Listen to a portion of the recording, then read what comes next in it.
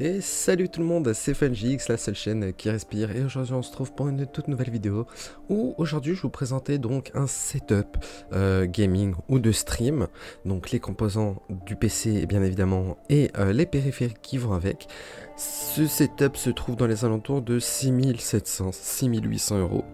Donc ce que je vous propose, c'est qu'on se retrouve directement après la petite intro face au premier composant.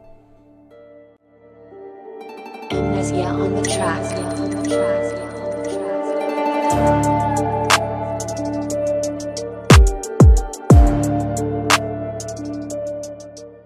Donc nous revoilà face au CPU, le processeur que j'ai sélectionné donc pour cette config, ce setup. J'ai donc choisi le Ryzen 9 7900X 3D, donc un processeur haut de gamme, hein, clairement, une valeur sûre ce processeur, donc processeur cadencé à 4,4 GHz, on a donc 12 cœurs, 24 threads, le socket, donc on est bien évidemment sur le socket AM5, et on a donc le cache 140 MO, la finesse gravure est de 5 nanomètres et le TDP est de 120 watts. Bien évidemment, c'est un processeur vendu seul, sans ventirad, comme on a connu auparavant. Au niveau du système de refroidissement, j'ai donc sélectionné le MSI MPG Core Liquid D360, très bon water cooling, hein, haut de gamme, avec donc bien évidemment 3 ventilateurs en 120 mm RGB adressable. On a cet écran là en IPS pardon, de 2,4 pouces, où on peut afficher la météo comme vous pouvez l'apercevoir juste ici.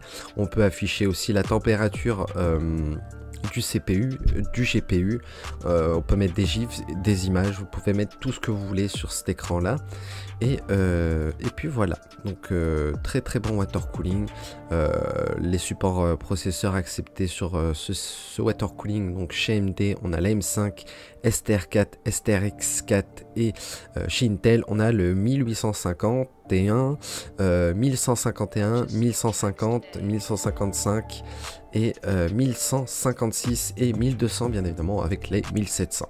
Et chez AMD, j'ai oublié de préciser, on a la M4 qui est juste ici aussi. Donc couleur noire, hein, lumineux bien évidemment, couleur LED, multicolore. Au niveau des connecteurs, on a deux connecteurs 4 pins femelles donc pour le PWM. On a un connecteur LED RGB adressable. On a l'alimentation Serial ATA pour alimenter bien évidemment tout ce qui est ventilateur et water block. Et on a un USB 2.0 interne. Au niveau de la carte mère, je suis parti sur la MSI Meg X670 Express Ace, donc X670E, mais bon, Express hein, pour le chipset, hein, comme vous pouvez l'apercevoir, c'est un AMD X670 Express. La carte mère est en EATX, on est sur le socket AM5, on a 4 slots en DDR5, on a un M.2 PCI Express 5e génération, on a de l'USB 3.2, on a un PCI Express aussi bien évidemment en 5e génération 16X, on a le LAN 10 GBE, cette fois-ci pas 2,5 mais 10 GBE, donc 10 gigabits pour l'Ethernet, et on a le Wi-Fi 6E. Au niveau de la plaque IO Shield, qu'est-ce qu'on va retrouver? On va retrouver donc le bouton Smart Button, on a le Flash BIOS, le Clear CMOS, on a un USB Type C, on a ici là un second et un troisième Type C, donc on a au total 3 USB Type C à l'arrière, on a 7 USB, même 8 USB 3.0. On a l'USB ici qui nous permettra donc de flasher le BIOS, comme vous pouvez le voir, ce qui est marqué juste en bas, Flash BIOS, le seul USB qui est donc qui nous permettra de flasher, mettre à jour le BIOS sans avoir un processeur ou autre hein, sur la carte mère. Et c'est ce port USB là. On a le câble Ethernet bien évidemment, le port Ethernet 10 GBE comme il précisait juste là. On a les deux connecteurs pour l'antenne Wi-Fi 6E et on a les entrées jack femelle. Au niveau de la RAM, je suis parti sur un kit de 64 Go, donc 2 x 32 Go. C'est la Corsair Vengeance RGB en DDR5 cadencé à 6000 MHz. Donc bah, écoutez, pas grand chose à dire, garantie à vie, ses processeurs, enfin ses RAM, on a c'est un kit dual channel hein, bien évidemment, et on n'a pas d'optimisation si optimisé pour les cartes Intel, donc pareil, hein, vous pourriez l'utiliser sur les processeurs et les cartes mères AMD, hein, ça vous empêchera pas, ça va pas bloquer ou impacter les performances, c'est juste que voilà, vous n'aurez pas la même qualité de fluidité comparé à un processeur Intel, parce que ce kit est optimisé Intel, mais vous pouvez en retrouver optimisé AMD aussi. Au niveau de la carte graphique, je suis parti sur la MSI GeForce RTX 4090 Gaming X Trio 24Go en GDDR6X, en HDMI bien évidemment, et 3 DisplayPort à l'arrière comme vous pouvez l'apercevoir. On a le DLSS 3, le PCI Express bien évidemment, et au niveau du connecteur, comme vous pouvez l'apercevoir, c'est un 12 VHPWR. Là, comme vous pouvez l'apercevoir, la carte graphique est extrêmement épaisse. On va retrouver donc 3 emplacements, non pas 2 mais 3 emplacements qu'il nous faudra de dispo sur le boîtier pour fixer la carte graphique. Et au niveau des ventilateurs, on a donc 3 ventilateurs qui tournent du même sens avec un peu de RGB sur le logo MSI comme vous pouvez le voir juste ici, et on a des petites bandes qui traversent la carte graphique, ce qui rend un petit côté assez joli. Voilà.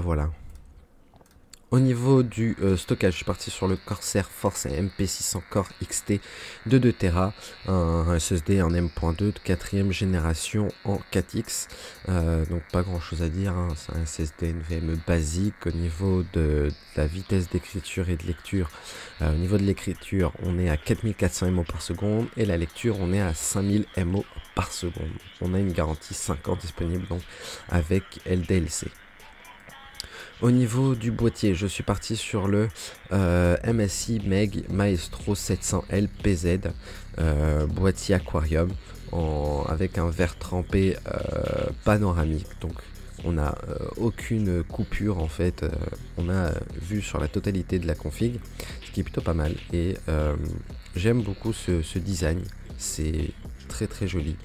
Et comme vous pouvez l'apercevoir à l'arrière, on a l'emplacement de l'alimentation, l'emplacement de la plaque IO Shield et l'emplacement de la carte graphique. Au niveau de l'alimentation, je suis parti sur la MSI MEG AI 1300 P en PCI Express bien évidemment, ATX 3.0, on va commencer à la connaître, un certifié 80 plus Platinum. On a donc à l'arrière le 12 VHPWR, on a ici les 6 PCI Express, les 2 CPU, le SATA, le Molex et l'ATX, donc 24 pins. Au niveau donc des ventilateurs pour le boîtier, bien évidemment je vous ai choisi les Lion Unifan SL Infinity Reverse Blade en 120 mm, donc je vous conseille donc de partir sur 7 ventilateurs, hein. En prenez 7 pour être tranquille. Si vous voulez garder les ventilateurs du boîtier, enfin du water cooling, vous pouvez, mais vous pouvez aussi modifier avec les ventilateurs donc de chez Lion. Au niveau de la souris, je suis parti sur la Corsair Dark Star Wireless, la même souris que j'ai actuellement, que j'utilise là maintenant depuis bientôt 5 ou 6 mois maintenant, et très bonne souris, légère, pas trop lourde, et elle a donc jusqu'à 15 boutons programmables avec Corsair iQ, le RGB est gérable aussi avec Corsair iQ, et le capteur optique est de 26000 dpi. On a le Slipstream Wireless, donc la petite QSB ou la Bluetooth. Au niveau du clavier, le Corsair Gaming K70 Pro Mini Wireless RGB noir, que j'utilise aussi tous les jours maintenant, chez MX au niveau des switches, et c'est un très bon boîtier, compact, il pèse son poids lui pour le coup, mais on a pareil, c'est un format ultra compact en 60%, et le clavier est vraiment pas mal, c'est le seul clavier que je voyais bien dans cette config et dans ce setup.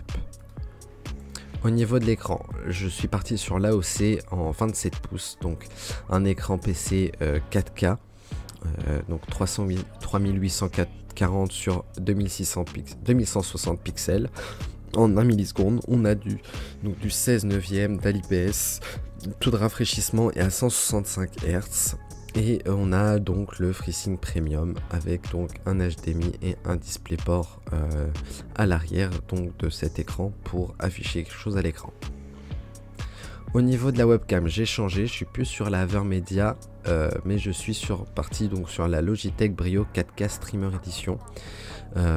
Très bonne carte, enfin très bonne webcam que j'ai utilisé un moment lors d'un test précédent, mais malheureusement j'ai perdu la vidéo.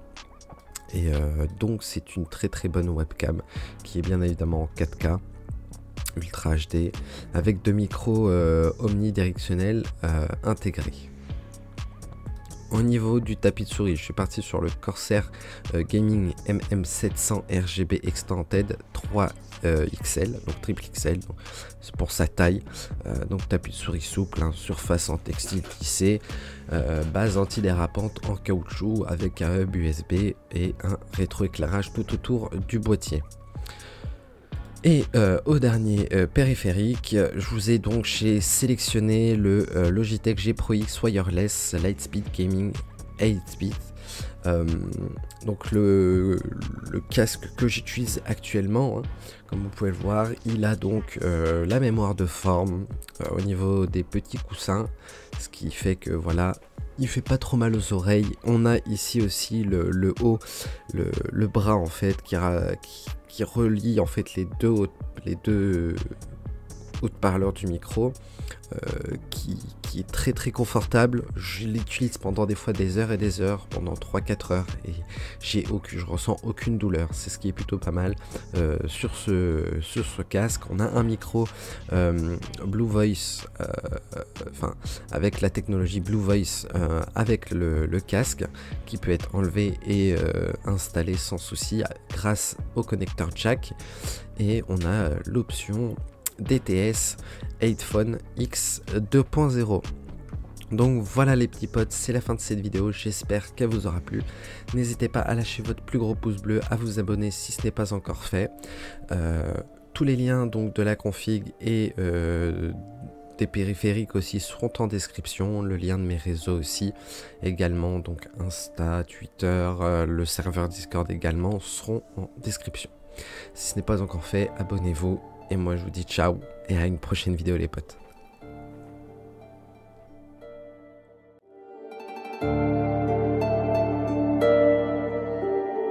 Amnesia on the track.